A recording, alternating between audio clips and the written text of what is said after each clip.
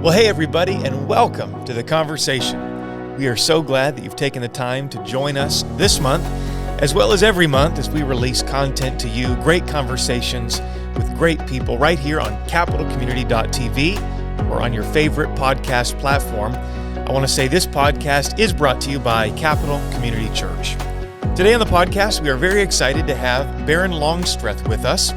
Barron, alongside his wife Rayna, they serve as pastor at the church today in Tulsa, Oklahoma, a church that they founded 15 years ago.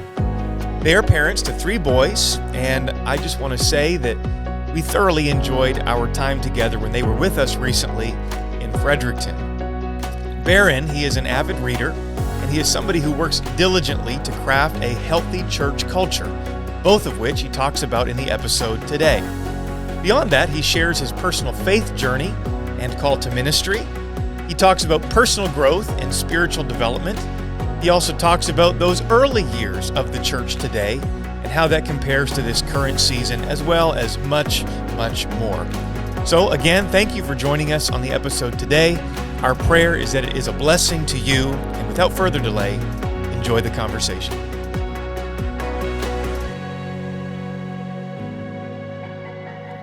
Well, thank you everybody for joining us today. We're glad to have you on The Conversation. And as we always say, thanks for joining the conversation. And a great honor today to have a new friend, I'll say a great friend, Brother Barron Longstreth, with us from Tulsa, Oklahoma. He and his wife, Rayna, they are the pastors of the church today. Right. They're in Tulsa. And I would love it if you would greet our audience today. Well, first off, man, what an honor, what a privilege. Treated like kings and queens this weekend, as I suppose that is the norm for a church like this. Well, we try. Yeah, you guys, it's next level in all honesty. But it's an honor to be on the program. Just honored to be asked. I'm a podcast fan, so, and I'm not going to shamelessly. I'm not going to shamelessly. You're beating me to the punch here. But I'm a super podcast fan, and obviously your guys' ministry is. The way you guys do things is, next level. You're impacting the world. So I appreciate what you're doing. Well, thank you. Yeah. And not only are you a podcast fan, you, as I said, you beat me to the punch. You are a podcaster. Tell us about the podcast that you guys produce. Yeah. So, it's a 17-year-old concept. So this, the concept of The Bottom Half is Red predates really the podcast explosion. And so it was really a book idea. And we explained what The Bottom Half is Red in one of the episodes. But the podcast itself is we're trying to aim towards making leaders better. And we do throw in what we call red sessions. So we try to make it a something that all audiences can listen to, but at the same time we're really trying to focus on church culture, like how to make church culture better. So make families better, make leaders better, looking at processes, and so that's kind of The Bottom Half is Red. But we do offer what's called red sessions, and those are like open-ended ministry opportunities. So I won't start throwing out names. You can look on the podcast, whichever your favorite platform is, but it's been a neat experience. I have really learned that just being a good communicator is not enough when you have a podcast, especially when you're on your side. You know what I'm talking about? Like, sure. These are great questions, but I have learned that I was not a great question asker. I don't know if that has something that you. Well, I do my best. Sometimes I don't feel like I'm the greatest interviewer. Yeah. And sometimes I'll hear newscasters talk about going through like intense training on how to interview people. Yeah. Certainly nothing I've ever done, but I just try to actively listen and don't get so locked into a sheet of questions. This is there as a backup, which I do find myself going to quite a bit, but just you keep improving and trying your best. I do want to say though, before we move on from your podcast, is there like a 30-second synopsis of what the name means? Because you've got me intrigued now. Yeah, well, I can give you a 30-second. So The Bottom Half is Red is something that took place I said it's 17 years ago. So I was in one of the lowest portions of my life. We were really in between what I would call like, even semi-permanent ministry. So we were going through some of the worst. There's some church issues. So I was working at a job making, $7 an hour, and, licensed minister, supposed to have his head on his shoulders, and just feeling like I'm in a loop, That's where we were, working for the city of Henrietta. So I'm trying to think of how that would, pretty close to where Mark Morgan would have pastored. So you've heard him talk about Okmulgee. This is in Oklahoma? This is in Oklahoma. Yes, I've heard him tell stories. Yeah. Yep. So this is like a 15-mile away from Okmulgee, to give you some, some logistics there. Every time he tells stories, it's always about that city. Well, and it sounds like, no disrespect, he's the one that tells the stories. That church had a few issues. Yeah. At least the way he tells it. But anyway, he was the pastor. He was privy to some of the challenges for sure. Well, and it was there, and I can confirm that it's a unique area, bro. Yeah, I'm not throwing any stones to anybody in Okmulgee, by the way. No, it's a unique area. So, but we were there. We were right there, living in Okmulgee and working in Henrietta. Anyway, I was there driving down one of the back streets. In fact, I was working for the city at that time, and I was a passenger in the work truck, and in a neighborhood, in a Henrietta neighborhood, like, we're not talking about the, upper echelon of neighborhoods, but just turning down a side street, and I was just listening to the coworker talk and just thinking to myself, and I saw in the corner a home, and I screamed out to the top of my lungs, stop, and he stopped. He thought we hit something, and I jumped out of the truck and ran into the middle of the road, and I saw this house, and it was like house after house after house after house. They all looked the same, and on the corner, somebody had decided to paint the bottom half of their house red. And I had this epiphany at that moment that I don't have to be just another house in the neighborhood. Like I can do it different. I can be me. And I sat there weeping, and this guy just doesn't know what's going on, He's like, "What is going on, Longstreth?" And I'm like, "Bro, you just don't understand what that house means." So that is where it began. That's cool. And so the next 17 years was about fleshing out whether or not I had, the ability to be able to stick to the plan of painting the bottom half of my house red. Does that make sense? Mm-hmm. So There you go. A little over 30 seconds, but that's all it. good. I love it. You, I already said you're the pastors. You and your wife, Rayna, are pastoring the church today in Tulsa. Right. That was a church plant, correct? It was, yeah. And that was 15. Yeah. I saw a post on Facebook. I think in February 2019, it was a 10-year anniversary. So I'm putting the pieces together. We're just over 15 years. Yeah. So we actually got district board approval in 2008. Mm-hmm. So summer 2008 was where we officially begin the journey, but we took 6 months to build a team and to actually launch the church. So January of this year would have been 15 official years. Cool. So we're in our 16th year, but 15 years officially. Yeah. So I'm really intrigued to kind of get to the church there in Tulsa. We'll get there in a little bit. I do want to, before we kind of unpack the culture there and your philosophy on leadership, let's talk about you. Let's talk about your path. I guess your path to faith in particular, and then we'll kind of transition into your path into ministry and that calling experience. I got the impression, based on, I don't even remember the comment, but maybe you didn't grow up in church. Would that be, or kind of talk about, I guess, your own personal faith journey? Let's just frame it that way. So I wasn't born into the church. Okay. So my biological parents, as many others, they got divorced. And so my dad left, and at that point in time, my mom went through and still is at that point, she went through a mental breakdown. And so she's diagnosed now. I believe her present diagnosis would be somewhere around manic depressant bipolar, but a lot of for those of you that might understand, like schizophrenic tendencies. So she was full-fledged when that divorce took place. She would have been schizophrenic. So, and a very high sensitivity to where it plays into your mental state of being to where it's a thought process, but there's others in which you actually can visualize. So she was at that point.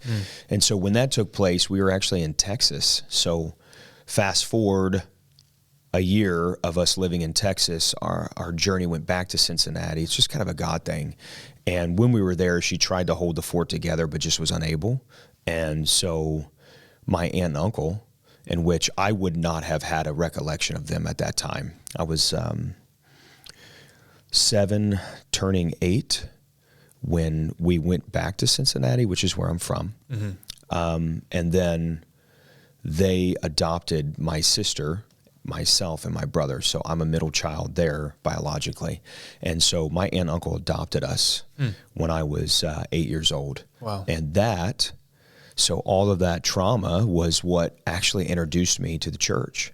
So they were in the church. They attended Brother Pasley's church in Cincinnati, which is where I, where I essentially got into the church. And yeah, that's where it began. 8 years old. My brother would have been 6, sister 10, adopted into a new family, and they got us right into the church. And so, and I'm telling you, I mean, without taking too much time on the front end, I was telling Pastor Jack, I said, man, we were talking just for a second over coffee yesterday. And I said, man, I tell you, I fell in love with the church. I mean, essentially, I fell in love with his bride before I fell in love with him. I had no clue. I had no clue of what faith was or God was, and no clue of any of that. But I saw his bride. And when I saw who she was, I said, I want to meet, I'm talking kingdom terms now, but I want to meet her husband. Because if they're this good, I know how bad I had it, but if they're this good, like, where is she getting this goodness from? So, so I fell in love with the church, man. And every great memory that I have as a child exists around the church. So that's the beginning of where I came from. I've never understood. Certainly there are challenges that can arise in the church because it's made up of people, and people are fallible. And I understand church hurt, things of this nature, they do exist. However, people that think that they can do this and live this life of faith absent of the church body, the family of God in their life. I've never understood that. So I appreciate that about your story, falling in love with his church and then falling in love with him. That's beautiful. Yeah. Talk about when it transitioned from, into something where you felt a call to ministry and a call to what you're doing today. How did that unfold in your life? You start feeling something, God puts it there. You don't know how. My parents were some of the most dedicated. I think they spent 30 years. I mean, this is how I got introduced to what ministry was. My dad now sits on the board, but at that point in time, they ran the nursery, my parents, and he was a Cincinnati cop, bodybuilder. I mean, this is the guy that he is, right? So they do the nursery for 30 years. Like, that's unheard of. I pastor for 15 years, and I know how difficult it is for keeping somebody in the nursery. It's like a black sheep, right? Nobody wants to be there. Well, we have a couple ladies, Tammy and Michelle. They've been the toddler class teachers for around 30 years, probably closer to 40 now. I don't even know. It's amazing. Yeah, it's an anomaly. Yeah. It really is. And so I saw that dedication, but there was no real, what we would call, ministry in terms of license, or that's the profession. So I had no idea of what that world looked like no clue. But around 12, I started sensing that there was something different, but I just didn't know how to interpret that. And the men in my life, student pastors in my life, and of course my pastor, and even we had a great ministry staff at Calvary. I mean, Marvin Walker, At the time, it was our student pastor there was phenomenal, and then Brother Pasley, and then Brother Pasley Senior. I mean, it was stacked with great ministry, and you just look at them and you see the way that they live their life, and you're like, man, there's something about it. And so I saw it. It was modeled in front of me, but I knew it was beyond like this desire just to be, like them, or I was impressionable. There was something about ministry that I felt connected to at 12. And then at 17, almost 18 years old, it was at a camp, and I was actually working, doing some nighttime recreation, helping our student pastor out with just some of the nighttime recreation stuff. That's a time where you're just an idiot, like you have to be a fool to, like, foolish, you know what I'm saying? Like, and so we're being foolish, entertaining these junior campers. Yeah, you can have a lot of fun doing youth ministry, no question. Oh, it's a blast. It is an absolute blast. And I woke up early in the morning and went and got up, got dressed, and went into a session that Joel Urshan was doing. And he's just a year older than me, right? And so I'm listening to him, and I'll never forget, he preached about the title, it escapes me, but the concept was the ministry of a double portion. And he's preaching this to junior campers, and I'm sitting in the back, and it hit me.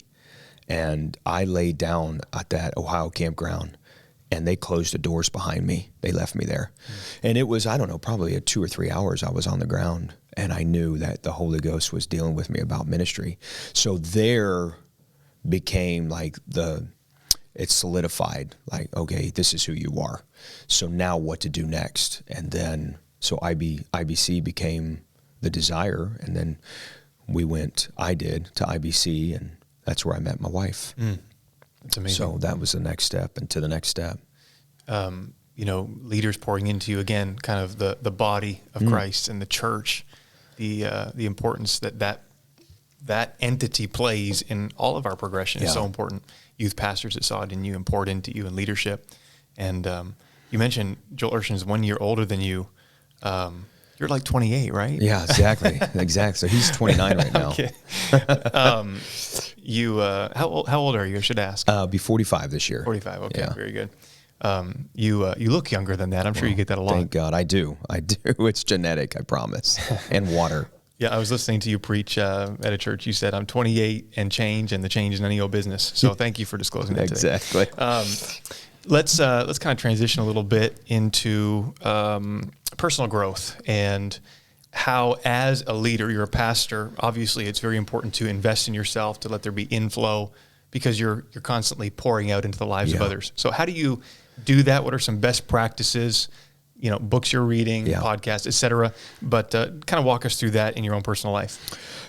Well, primarily, out of the word is the most important thing to me.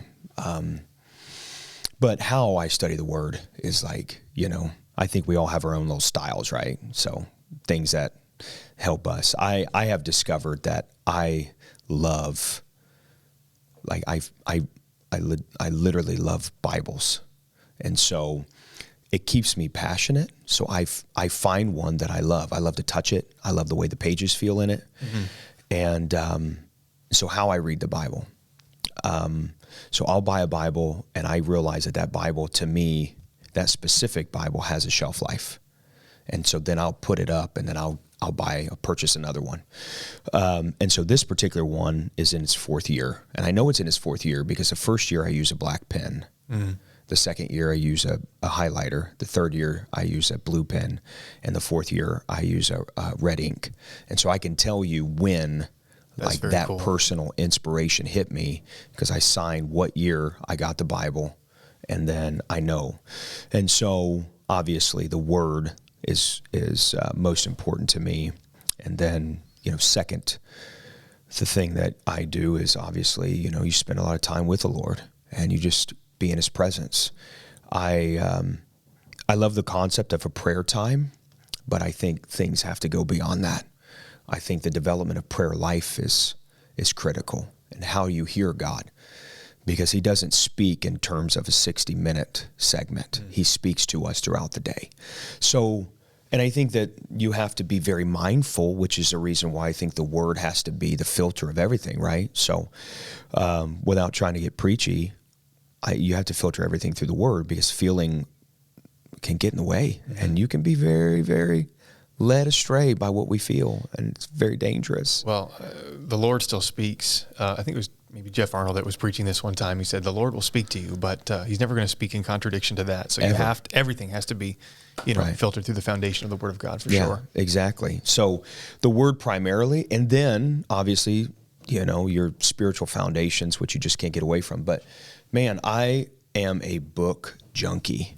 So has it always been that way for you? It actually, in a sense, yes.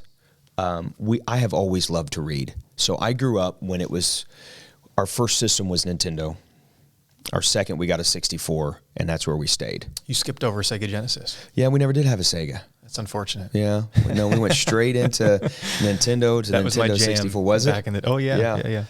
But beside that, it's like my parents were always, read. And it wasn't, theological books. And I wish I could say I grew up reading theological books, but I just grew up reading. Mm-hmm. And so things that I desired, I just grab it. So, peeled through all the Hardy Boys. Man, we love that. Yeah. And next it went on to, subject matters that I really liked. And but it's when I really, probably my 30s, I thought, I don't have the time at this point to really go back to school.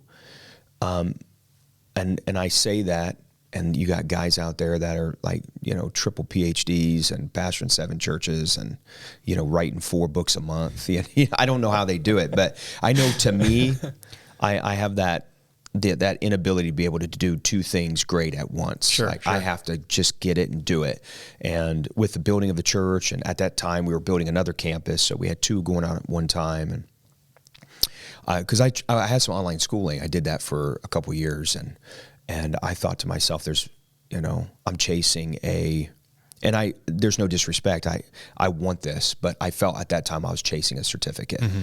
So I think that there were things that I said, okay, what can benefit me right now? And that is to continue my education through Men of God, via YouTube, via podcasts. And I love both physically and reading books and Audible. Mm-hmm. So I usually end up with a book a week. Going through a book a week? I go through a book a week, and whether that's physically reading one or listening to one. Mm-hmm. But I have found that the books that I listen to, I am intentional. I listen to books that I know I'll never pick up and read. So, and you take notes, because I've done Audible, and I find I don't retain as much when I listen. And right. I want to kind of get into this, analog versus digital. Like you've talked about your physical Bible. I find myself torn there, even in scripture reading, because I really like a tactile Bible like you, and jotting things. I think that's very valuable.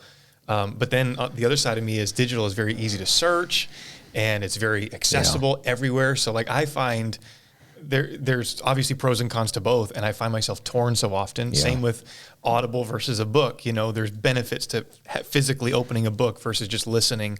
So I don't know do you feel any of that, or I feel all that of sentiment? That. Yeah, I feel all of that, and I'm stretched between being a Gutenberg and a Google kind of guy. Yeah, you know what I'm saying? Like I'm in that like double-minded state, because there is some of me that just wants to be convenient and move on, and then there's others that are just, I can't forsake opening up. If I really want to grasp the material, I slow down. Mm-hmm. And I think Audible gives me the opportunity for convenience. Yeah. And so if I don't need all of that information, I'll listen to it. Mm-hmm. If I want the information and I want God speaking to me, then I'll read it. So gotcha. What I have found is I am my brain will just lock into facts about history or a particular person, and I'll remember like almost verbatim. It's not photographic, but I can almost tell you the entire, down to years and dates, if it's in a story form about history. So I love history. I read a lot, or I listen to a lot of history, especially World War II. That was a great generation, I'm telling you right now. Don't get me on that subject, or we'll just turn this paper over.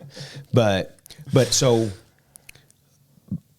has become, Audible to me has become windows to the homes or the house that I build on a Sunday morning without even knowing it. And so a lot of times we build foundation and we build the structure and we've got everything in place and the sheetrock's there and the paint's there. And we're doing that through scripture and we're doing that through facts but inevitably things just begin to flow out, and it comes from a lot of just listening. And the byproduct of that is you're just peeling in. You know how the Holy Ghost works while you're talking. And so I'm able to allow people to look into the home and see the illumination, right? And that's done through just that secondhand information that's just stored in there. Right. So I'm going to listen to a book that I know I'm not going to physically read. So if I want to really read that, I'm not going to listen to it. Yeah. I'm just constantly having the inflow, and it does inevitably flow up for sure. Yeah. Well, I appreciate all of that. We might as well, while we're on the topic of books, what are some of the most pivotal, life-impacting books, maybe things that you're reading right now that are really speaking to you? But I'd really like you to survey, all history, and what are the top 3, top 5 books that you've read that have really impacted your life? So different points of my life, books have impacted me differently. And so to read one book once, I think you do yourself a disservice. So never just read one book once. Like, if it has impacted you, like, store it, remember it, and be intentional. Jesus, when do you need me to read this again? And I say that because I just finished a book that probably most of us on here have either heard about or have read, and that is A Tale of Three Kings. I've read that 3 times. I just finished it. And I picked it up because I was sitting in my office with nothing to do, and it was on my shelf behind me, and I thought, it's been a minute. And that's like a 2-hour book. You know what I mean? And I pick it up and I open it up and I weep through the whole, first 3 quarters of it. Because there are connections to that book now that I didn't have that experience 10 years ago. So it was theoretical 10 years ago, but now I have the experience. Right. Oh, and it hit me.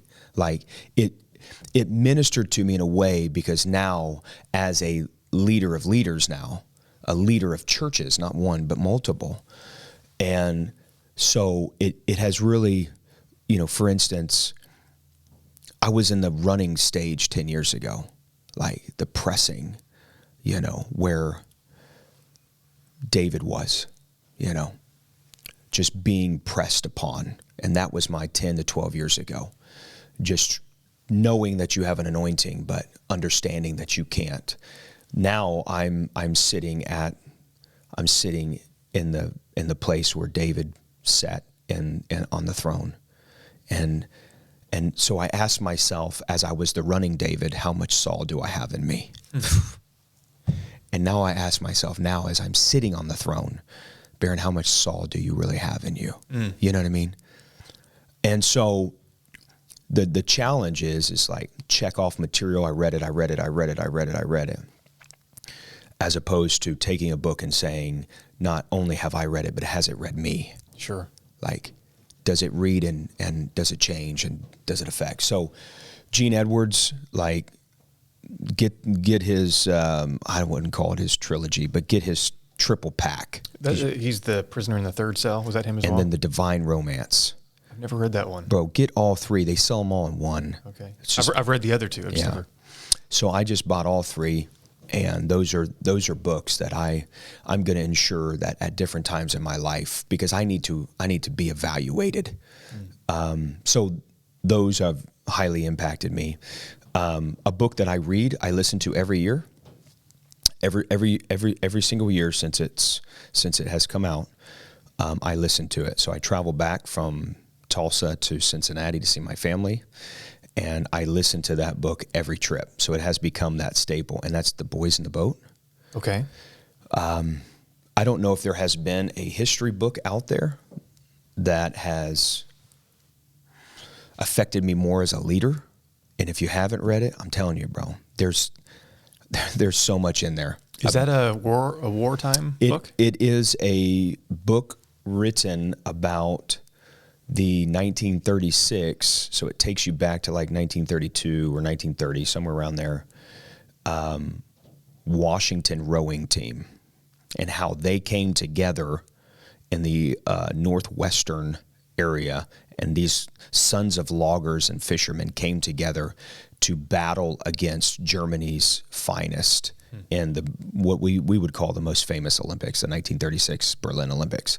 But the book itself is just chock full of the element of teamwork, the element of submitting to the boat. There's phrases in there. They say MIB, and they chant that MIB as they're in the boat, and that means mind in boat. So keep your mind in the boat. Just things like that you're just like, oh, you got to be kidding me. Like, this is not scriptural, but man, it sure is like, it's striking a chord in my spirit. So I love that book. I'm going to get that one. Yeah, I've never read it. The writer, Daniel Brown, I believe, he is phenomenal. He's got some great books. I read his most recent one, which is also good, Facing the Mountain, but there's nothing quite like The Boys in the Boat. I mean, it's a fantastic book. Well, thank you for sharing absolutely. The recommendations. I want to talk about, I'll let you drink some coffee while I get the next question. I feel bad. I've been drinking all kinds over here. No, I'm just running my mouth. Well, that's desired. We want you to talk. Talk about the early years of planting the church today. And I guess what we're going to lead into is how you have cultivated the culture there. Yeah. Full disclosure, I know you're good friends with Dan McLeod, right, who's also been on the podcast, and we didn't have much rapport. I mean, we just met this weekend. So I said, what are some things that we need to talk about on the podcast today? And he said, definitely talk about the culture of the church today. Barron is a culture creator, something to that effect. So I want to talk about how, the early stages of planning the church, your philosophy going in, and how you were intentional over the years, the past 15 years, to cultivate the culture that is unique to you guys, and what you've been intentional about there. Well, the early years, we had 600 square foot. That's where we started. So you have to look past, that was our first building. So you look past, we started in a travel trailer. That was our home. We moved back from Ohio. We had a stint in Ohio. We moved back from Ohio, and we started there. So we started, 6-8 weeks worth of just having prayer. We actually went through POA's, the tabernacle plan as a little team. And so it wasn't really teaching. They did the teaching. We did the praying. And so we built, at least did our best for what we knew at that point in time. We built the foundations on prayer. Mm-hmm. And then we would meet and sit around Panera Bread. We didn't have a building. That's where we signed our incorporation papers. That's where we would do our little Bible studies together. And so, but the sense of unity, like embracing where we are at present. Mm-hmm. You know what I mean? Let's dream, let's cast vision, but let's also embrace where we're at. Sure. Like, we're not going to despise these moments. Like the travel trailer moments, we didn't despise them. We celebrate those. And then, as we moved up to the Panera Bread, we didn't despise it. We celebrated it. Like, we never compared ourselves. Mm. The uniqueness of what we brought to the table, physically and figuratively, we felt like we are exactly what the city needs. We just haven't intersected with that time yet, right? So, our season's coming, so let's embrace who we are at present. So we began to say, okay, who are we? Like, let's define who we really are. So at very front, it's like, what are we going to be in this city? And let's prayerfully set that marker, and then we'll move toward that marker.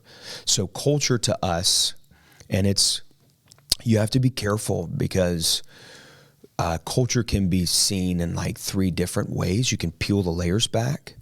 One is very passive, and we've both seen church cultures that are very passive, which would mean that it's just we wouldn't even call it organic. It just is what it is. Well, you're going to have a culture one way or the other. One way or the you're other. going to tailor it and be intentional about it, or it's just going to creep up on you. Exactly. And so you have that passive culture, which is just, it just happens. So, and you just deal with it as it is. There's also kind of more of that personal push where, you know, you're persistent and intentional about culture. And this is the danger, Matt. The danger is that sometimes we stop right here. So that's that second layer. Like you're peeling back, you're like, nope, we're intentional. We are going to create culture. We're going to create good culture. But you know what we've seen is not everything that is good is God, right? So God sometimes has to break things down to make it better. And so we think, okay, this is good. Let's move it to great. So we even get to great, like let's go from good to great. So we're going to go to great. And that's still if we're not careful, that's very, I don't want to say flesh driven, but it can be, and it can be dangerous.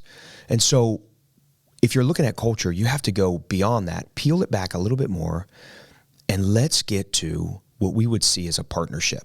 And that's where we remain. A partnership with God. Correct. Yep. So it's this divine, human and divine partnership between God.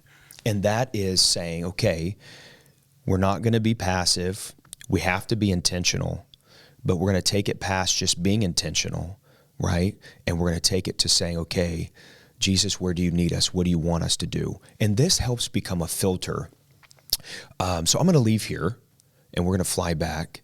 And I've seen the operation of how you guys do that. I've been studying, like, okay, they're people. I've been studying things like, you know, what are the front door greeters? What are they doing? How are they greeting? I'm picking up all those things. When I walk into the sanctuary, what kind of questions do they ask me? You know what I mean? Are they intentional about it? Do they even know that I'm the guest speaker? You know, not that it's important, but I want to know, you know, just for personal sake. So I'm picking up on all of these like cultural, you know, I'll call it a nuance that you guys have. And I'm saying, okay, what can we learn? And if there is a necessity for us to implement that, how do we implement that? But I don't implement it in terms of just us having this intentional, like, okay, here's what they did. These are good things. We take it before a team and say, okay, let's pray about this. Like, not down to what questions, but you get what I'm saying. Like, let's pray about this. So when we have an idea, we force all of our leaders to say, okay, now, can I take another minute? Oh, please, okay. Please. So I shared it a little bit yesterday, but we have and it's not new to me, so we didn't create it, but time, talent, and treasure. Mm-hmm. You've heard that statement. Well, we took it as a fourth step, because you can't just give in time, talent, treasure. You have to give in time, talent, treasure, and truth, right? So take it to the fourth dimension. Don't just give time, talent, treasure. That's, to me, that's you're cutting your feet off if you don't do truth. And so what you're literally saying is this is just about the body. This is just about the body, which is super important. But man, put some feet on the gospel and let's go out there. Yes, sir. Okay. So when a leader comes to me, and if I had that pen, you don't have to do that, it's fine. But I would begin to say things like this. I would say, I'm sorry, I'm hitting the microphone. Oh, you're good. But I would say, so here's the leader. We'll just call it leader, and here's me. But I would say, and we'll call it the 2025 calendar. So I'll meet with our leadership, and I'll say, okay, I want you to share your vision. And so they share their vision with me. And then I say, okay, how much time do you need? Okay. And then how much talent do you need? So how many volunteers do you need? Okay. How much treasure? So how much treasure do you need? How much is this going to cost? How much is this going to cost us? And then here's the kicker. You tell me how this is going to further the church's mission. So if you can show me this, and you can show me only 3 of these things, we do not have a divine partnership. Yeah. If you can show me this, and you can show me these 3 things, we don't have a divine partnership. We want divine partnership, and we feel like we can connect that by time, talent, treasure, and truth. So this becomes the filter through how we're going to build our culture. Yep. So, and this helps me right here, Matt, to be able to say, no, that doesn't fit. Because there is an element about this right now that doesn't fit this model. So essentially we might be wasting our time. So, well, what doesn't fit? Well, potentially adding something to the calendar. Let me see that. I'm just going to hold that up while you're talking so people can look at it. I don't know if you had anything else you want to say on that. That's very good. And forgive my handwriting. For those that are listening, this is just without a visual. Time, Talent, Treasure, and Truth. It's a little graphic. You can check it on our YouTube channel. But you mentioned that sometimes God has to break down something that we've tried to intentionally cultivate. Yeah. Do you have any examples of that where like you thought you're pouring yourself into something, this is it, and then it's just God says, no, we got to go a different direction? Yeah, any examples? I do. So we have color-coded in our executive team meetings. So we have what we call a 3-tier leadership model. Okay, so you have your executive team, which would be,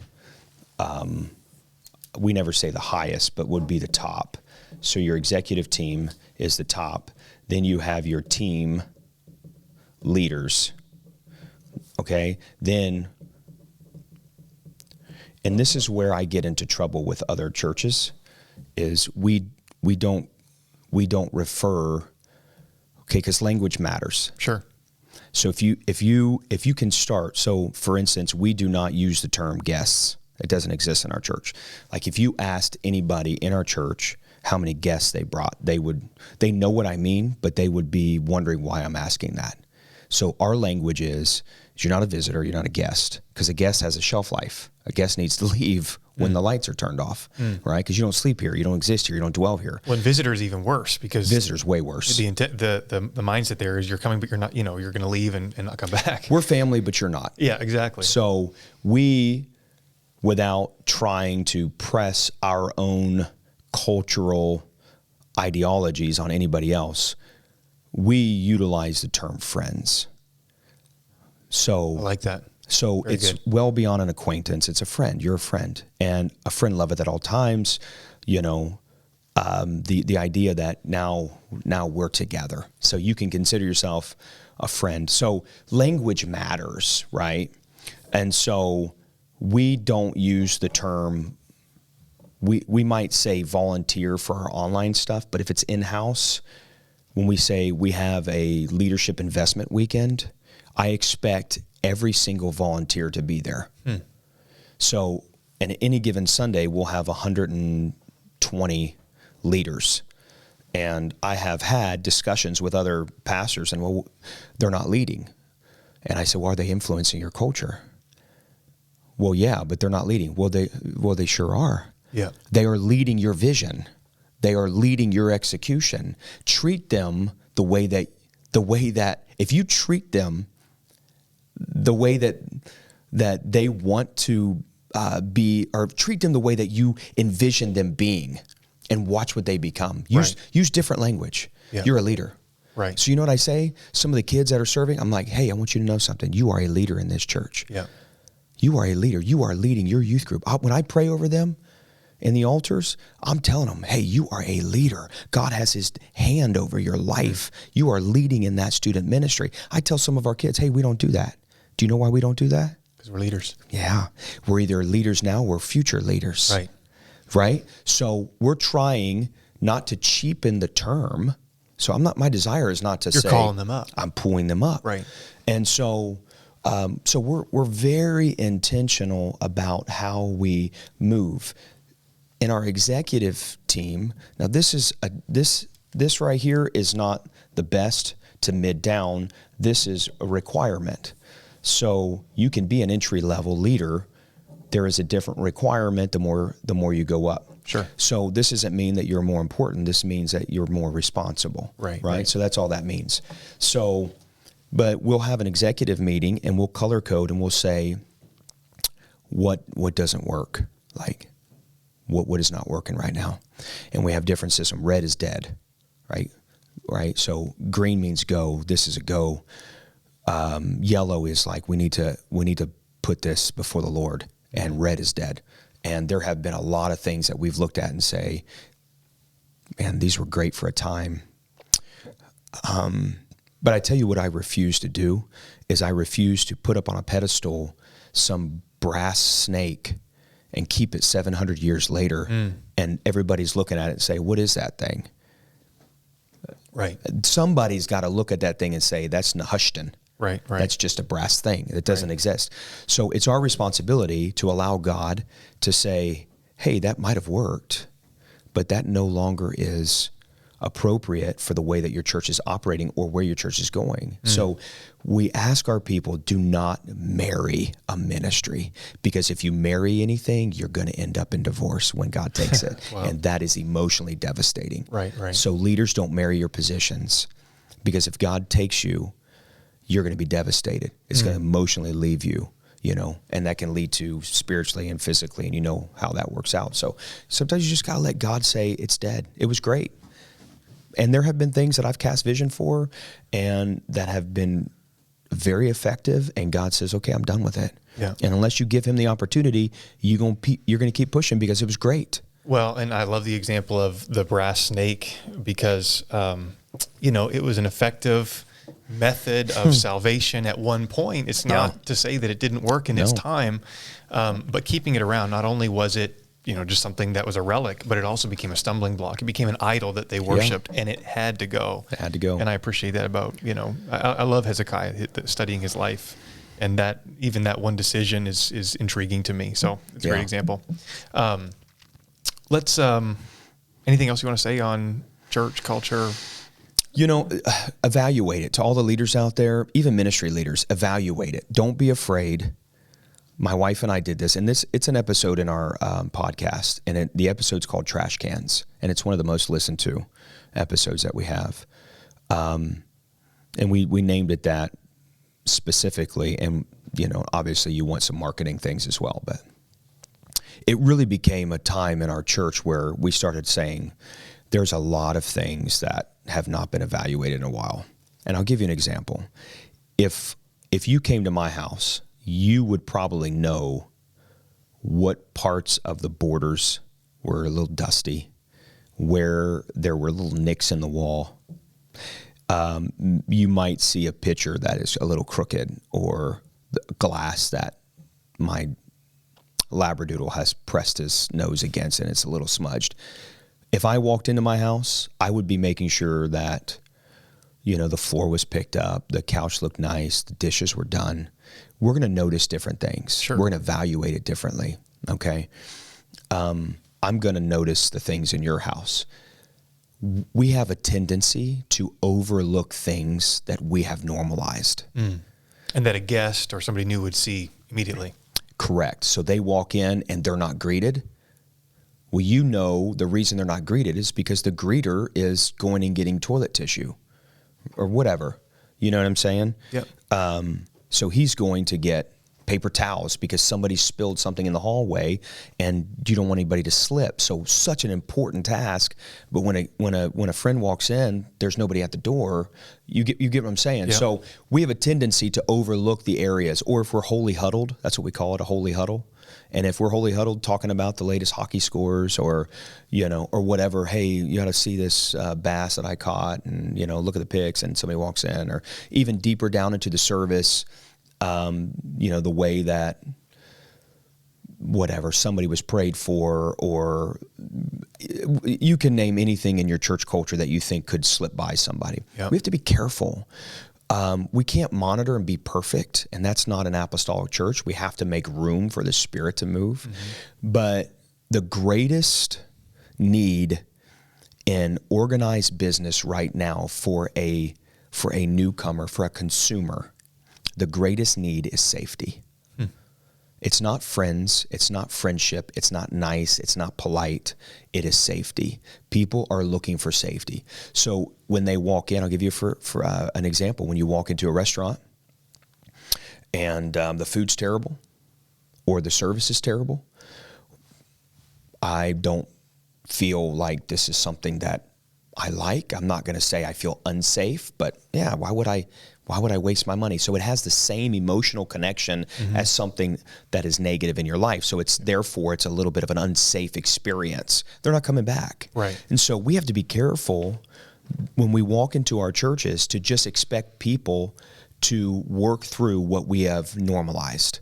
Be intentional about it. So going back to the trash cans episode, we literally will walk out of the building on a Sunday morning and walk through. And I'll tell various leaders, walk through, tell me everything that you see that is out of place. So they'll walk through, or they'll come a little bit later, and they'll start working through, and they're noticing. They're not saying anything to anybody, we're just noticing. And they'll say, well, here's what I did notice. Blah, blah, blah, blah, blah. And one of the things we did is we did that. I said, Ray, I told my wife, I said, walk through the building. Wait until church is, till that 10:30 or that 9:30 marker when everybody's walking in. And walk through and just see what's going on. And she said, Barron, I literally was standing there, and we got this, coffee bar. And she said people were getting coffee, and it didn't dawn on me until between our education and main service, we got nowhere to throw them away. We have 0 trash cans. That's so funny. You see what I'm saying? Yeah. And so what we did is we normalized, you go into the bathroom and you throw the coffee cup away. It's fine. It's right there. We didn't even think about it. So what we did is we filled our church with trash cans. But what we did not want is big, hunking trash cans in the corner. So we got these real streamlined rectangular trash cans with skirts that go over the top, and they're black. And you press them up against the wall, and they're fantastic. They disappear, but when you need them, they're there. So be willing to evaluate how are things right, and talk to your ministry leaders. Yeah. Like, so your great student team, talk to your student pastor and his precious wife and say, hey, look at what we're doing. Look at what you're doing. Or be willing to have one of the older kids walk through there, or one of the other leaders in the church, and be able to say, man, I'm seeing some things. And not that they would, but, we're not attacking. We're just looking at things that you might have normalized. Be a noticer. Be a noticer. Take the time to notice, and make the changes that are necessary. That's very good. They can find that episode. It's not behind a paywall. No, it's right there. Oh, yeah, all the episodes are there. The extended versions are behind the paywall. Gotcha. Does that make sense? Before we recorded, you mentioned a paywall, but I encourage everybody to go check it out. That's on the bottom is red. Bottom half is red. The bottom half is red, excuse me. Awesome. We're going to kind of start landing this plane here, Brother Longstreth, and thank you for your time. And man, my pleasure. A couple more questions we want to get to. I'm interested to get your perspective on family. Yeah. You have 3 boys, and you can give names and ages as you see fit. But I want you to talk about parenting, best practices there, and probably the main thing that we'll aim at is doing ministry as a family. Yeah. I think sometimes if we set it up wrong, ministry and family can feel like they're at odds and they pull us in different directions. So I'm interested to hear your perspective on how you have attempted perhaps to align those two things. So you do it together as a family and so on. So I'll let you speak to that. Yeah. So I've got 3 boys. One is turning 22, one is turning 18, and the other one is 11. And so, 2 out of the 3 were there when we started the church. All 3 of them have been with us their entire life in full-time ministry. So obviously pastoring has looked a lot different than when we were student pastors or admin pastors or whatever. The pressure of what my wife and I face was different, and I'll say it like that. So the workload, there was a lot of workload even when we were second men in various places. So I can't say that the workload was or is necessarily heavier, because it all takes time. Mm-hmm. But the pressure is different. And I think that's the key, is how do you as parents handle the pressure of where? So let's call it you're a mid-level leader in a church. You might not be full-time, you might be on staff part-time, or you might be totally, leading from that volunteer chair. How do you handle the pressure? And how is the pressure exemplified within your home?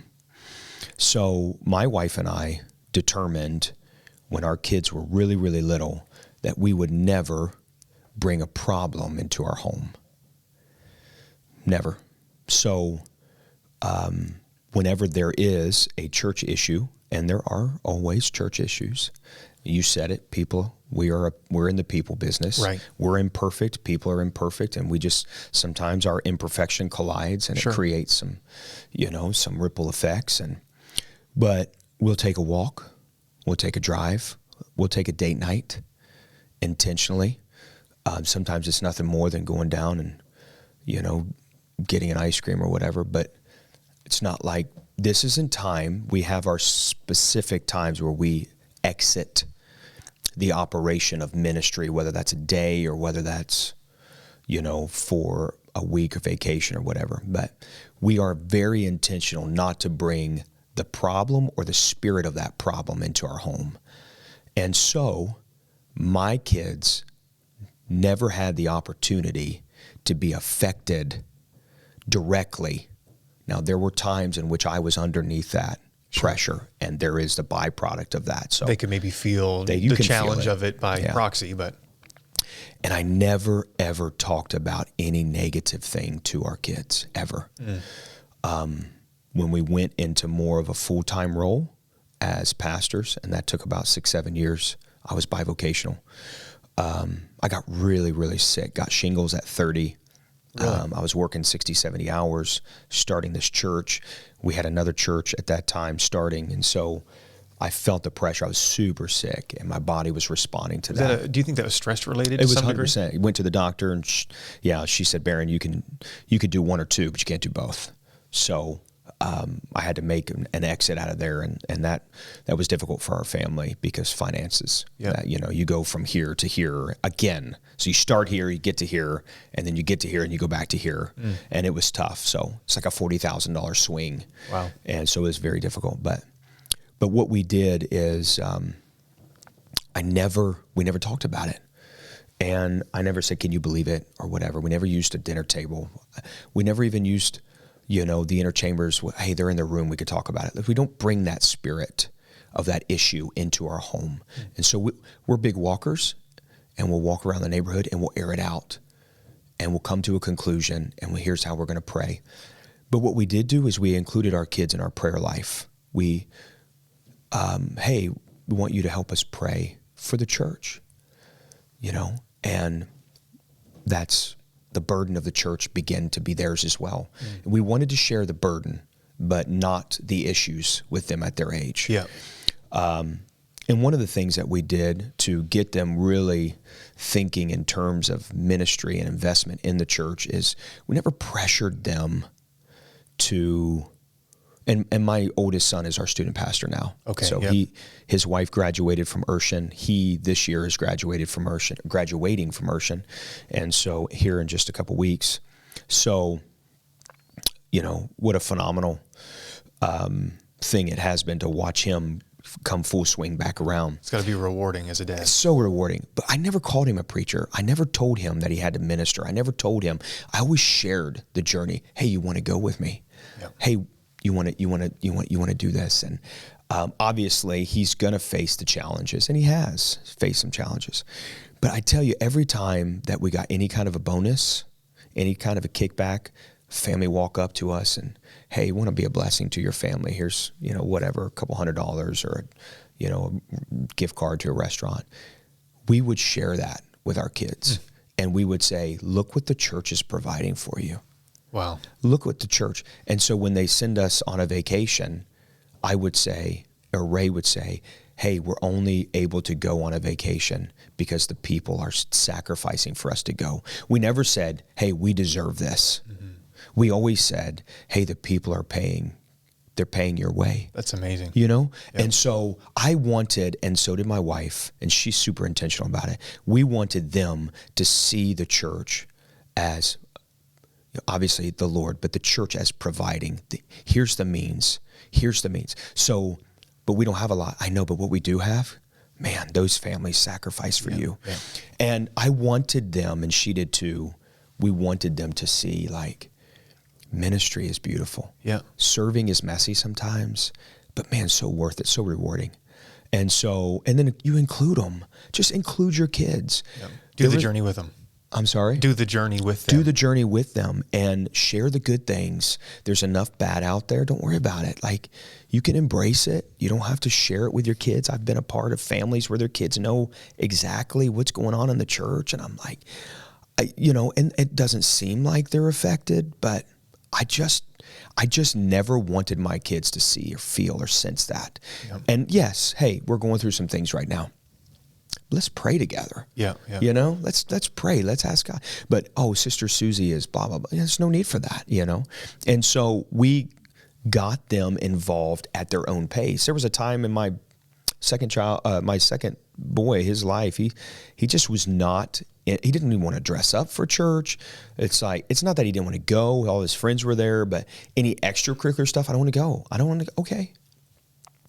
We didn't force it, Hey, we're going to blah, blah. No, I don't want to go. Can I stay with Nina, which is grandma? Yeah, you can, But now he's heading off to Urshan. Yeah. You just see the development of him stepping into a place of ministry. So include your kids at the pace of which they can. I like that. Like, don't outpace them, and don't expect the second or the young man to be like the girl or vice versa. Like, understand where they are and embrace where they are. Don't be afraid. Like, I don't know if they're not going to love God. They're going to love God. You're creating that atmosphere in your home. Mm-hmm. Just realize they might not be ready. Yeah. And don't outpace them. Include them. But hey, when we went and worked at the church, hey, come on. And what are we doing? We're going to have the church, and then we're going to go eat afterward. You know what I mean? Like, Don't make like, you're going to work at the church. Yeah. It's like, hey, this is what we get to do, and then we're going to do something afterward. So do the journey together and exemplify gratitude. Yes. Because everything that we have as a ministry family, it is made possible by the church, by the family of God. I love that. Yeah. So powerful.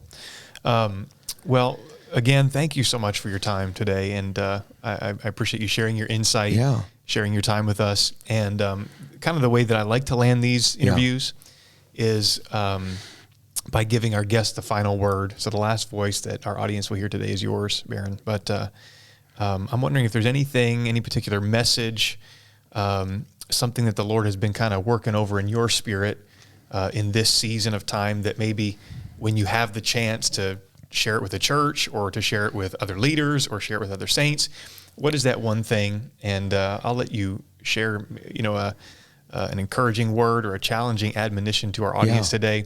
I'll say once again, thank you for being on the conversation, and I'll let you take us out today, and we really appreciate your time. Oh man, what an honor it has been. I've really been kind of circling the life of Joseph. He's been, and him and David, I just can't get away from those two figures in the Bible.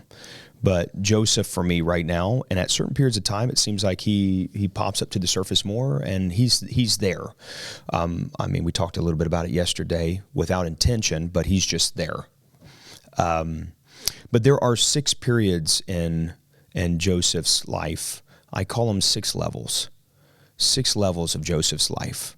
And I can be brief on this, but these levels are in those years of transition, which about 10% plus or minus of his life is that transitional time of life for him, or transitional moments of life for him. But he goes through what I call 6 different levels. And I think an understanding of this is critical for an audience, no matter where you are, because you will face these levels. You will face these levels. I mean, you can bank on that. And the first one is the separation level, because God is calling. And sometimes we wear coats of the past or coats of present operations, or, we're wearing these many colored concepts, and we wear those well. Whether we ask for those or not, we wear those. And I think in this generation, Matt, God is really saying, I need. And he's saying that because time is short. And Bishop Shatwell, which is, they're our pastors. And he's been saying, Barron, understand, babies, now we're at the point in time where babies are going to be ministering to babies. Babies will be raising babies. Yeah. We don't have the time for this 30-year process. So if that's the case, and I believe that it is, you're going to have to go into a place where there is a separation. And that for Joseph was the pit. And God separated him. Don't be afraid of that. Don't be afraid to move forward, right? He goes from the separation level to the sending level. God now, this is the Midianites. God sends through the hands of his brethren. And there's all kinds of things that I could go, but I can see the time clock. But you go from the separation to sending. You go from sending, and that sending is a place where you got to embrace movement. You can't be afraid of being led out of comfort zones, XYZ, okay? And I'm really pulling this back. But the third one is the serving level. So you got to be separated. God's going to send you, and you cannot be afraid of serving where you presently are, so even if it's in a different. It might not even difficult. We're just talking about different.